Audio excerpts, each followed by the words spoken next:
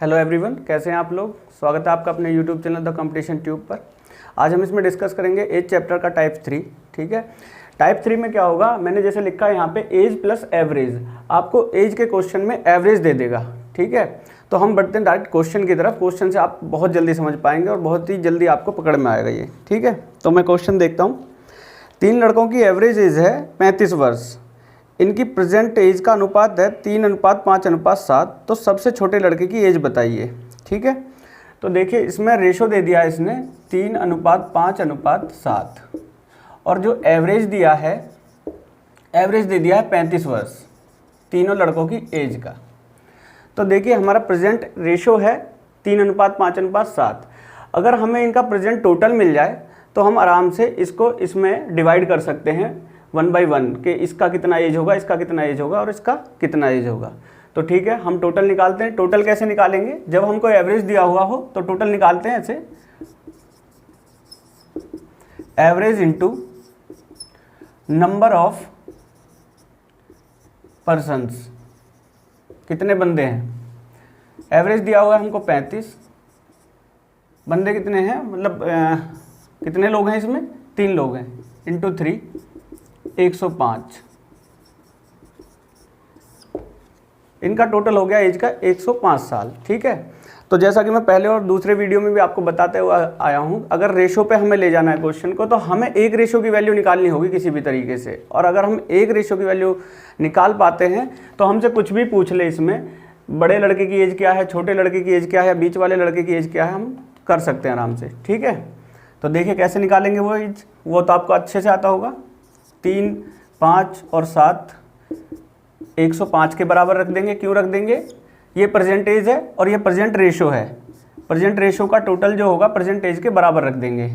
7, 5, 12 और 3 15, 15 बराबर 105। तो एक रेशो की वैल्यू आ जाएगी 15 7 105, 7 ईयर्स। ठीक है, 7 वर्ष। अब हमसे पूछा सबसे छोटे लड़के की एज क्या है, तो सबसे छोटा लड़का कौन है, जिसका रेशो सबसे कम है। सबसे बड़ा कौन है, जो सबसे बड़ा रेशो है जिसका। ठीक है, तो एक की वैल्यू 7 साल है तो 3 की कितनी होगी, 3 × 7 21 वर्ष। यह हुआ इसका आंसर। ऑप्शन है इसका करेक्ट, ऑप्शन सी। ठीक है, तो बढ़ते हम नेक्स्ट क्वेश्चन की तरफ। 3 साल पहले ए और बी की औसत आयु 18 वर्ष थी।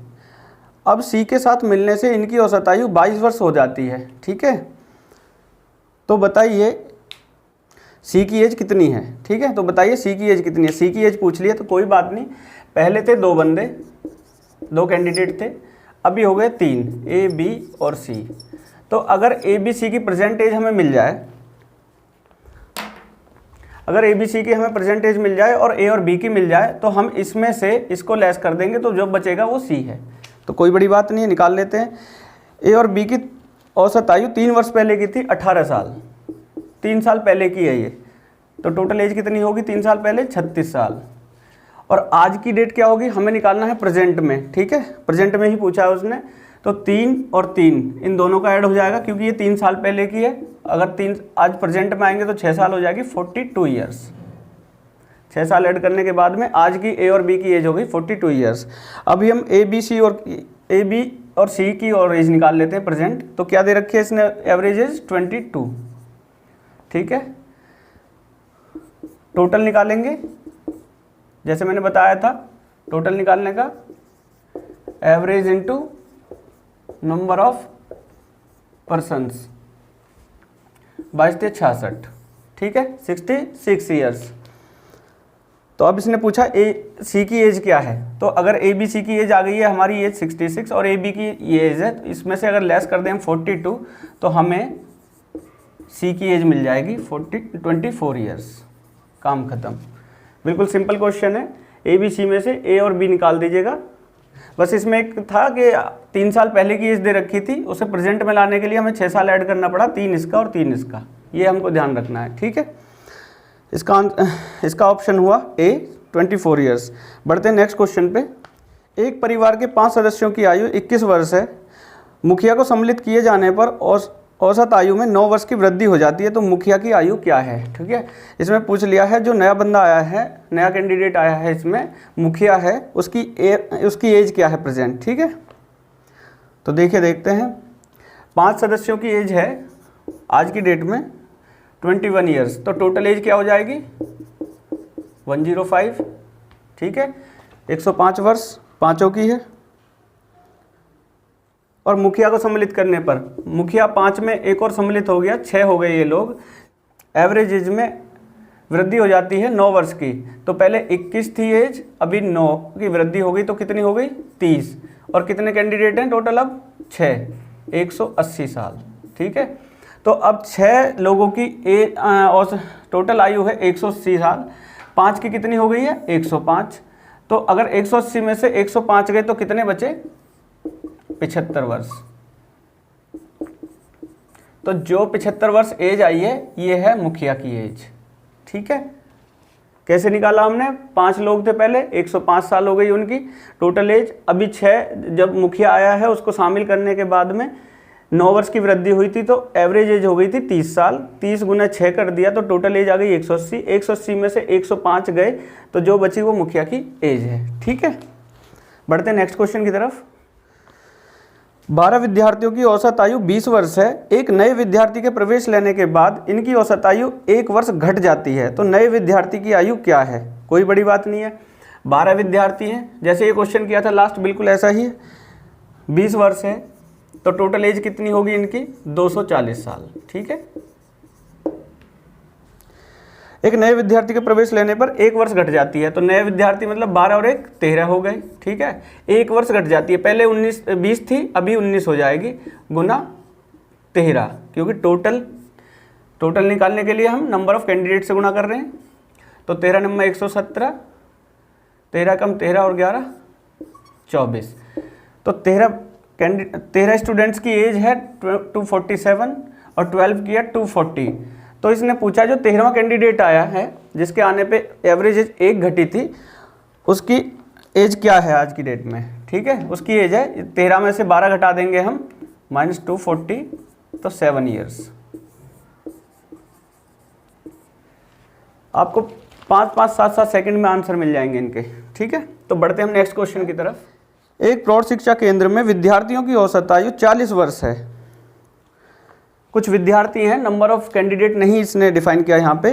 12 नए विद्यार्थी की औसत आयु 32 वर्ष है, जिनके प्रवेश लेने से औसत आयु 4 वर्ष घट जाती है, तो केंद्र में पहले विद्यार्थी कितने थे। देखिए इसने बोला है साफ साफ कि पहले कुछ कैंडिडेट थे जिनकी औसत आयु 40 वर्ष थी और उसमें 12 नए विद्यार्थी और मिल गए जिनकी औसत आयु 32 वर्ष है, जिनके प्रवेश लेने से औसत आयु 4 वर्ष घट जाती है। 4 वर्ष कौन सी घटती है, जो पहले 40 थी। तो केंद्र में पहले पूछा है कि कितने कैंडिडेट थे। तो देखिए मैं आपको बता दूं, ये एज का जो एवरेज मिक्स करके क्वेश्चन दिया जाता है उसका सबसे अच्छा क्वेश्चन है। ठीक है, और देखिए मैं इसे आपको बिल्कुल भी कन्वेंशनल मेथड से नहीं करवाने वाला हूं, क्योंकि अगर उससे आप करने बैठ रहे हैं तो आप सोच लीजिए कि आप कंपटीशन से बाहर हैं हर तरीके से। मैं आपको इसका बिल्कुल सीधा तरीका बताता हूं जिससे इसका आंसर आपको केवल और केवल 2 सेकंड में मिल जाएगा।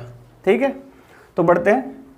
देखिए इसमें एक चीज़ आप नोट करिए, हर जगह एवरेज की बात कर रहा है। जहाँ पे एग्जामिनर बार बार बोले एवरेज, देखिए एवरेज है 40 वर्ष, फिर 12 नए विद्यार्थियों की एवरेज है 32 वर्ष, और फिर जो घट जाता है वो 4 वर्ष घट जाता है। ठीक है, तो पहला एवरेज लिखिए क्या था 40, जहाँ पे नंबर ऑफ कैंडिडेट हमें नहीं पता है, x मान लेते हैं।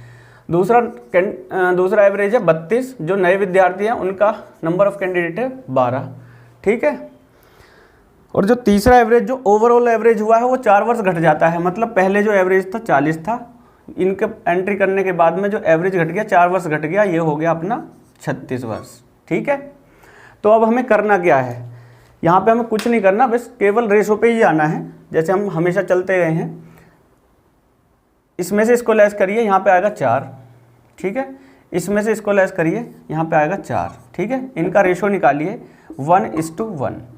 तो ये जो रेशो आया है, ये रेशो क्या है, ये कैंडिडेट्स का रेशो है कि जब ये एवरेज है तो रेशो 1 है, जब 12 कैंडिडेट है तो रेशो 1 है, तो यहाँ पे भी तो 1 ही रेशो है, तो इसके लिए भी 12 कैंडिडेट ही आएंगे। मतलब जब ये रेशो एवरेज था इनका 40 तो कैंडिडेट नंबर ऑफ कैंडिडेट्स 12 ही थे, क्योंकि एक रेशियो की वैल्यू हमने यहाँ से फाइंड आउट की 12 है, तो एक की वैल्यू यहाँ पे भी 12 ही आएगी, जैसे हम हमेशा से करते आए हैं। तो मात्र 2 सेकंड में इसका आंसर आप निकाल सकते हो इससे। इसे बोलते हैं मिक्सचर एंड एलिगेशन मेथड। ठीक है, हमको ध्यान देना है इस चीज़ पे, ये केवल एवरेज, ये भी एवरेज और ये ओवरऑल एवरेज नया वाला।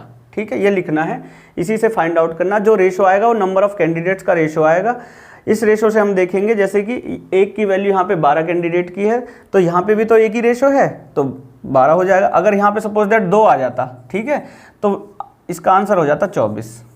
ठीक है, एक की वैल्यू 12 तो 2 की वैल्यू हो जाती 24। तो ये था आपका एवरेज प्लस एज। ठीक है, और अब हम मिलेंगे नेक्स्ट वीडियो में बहुत सारे रैंडम क्वेश्चंस के साथ, जिसमें हम तरीके के क्वेश्चंस उठाएंगे, जिसमें एक्स वाई और ये सब कुछ मानना पड़ेगा हमें।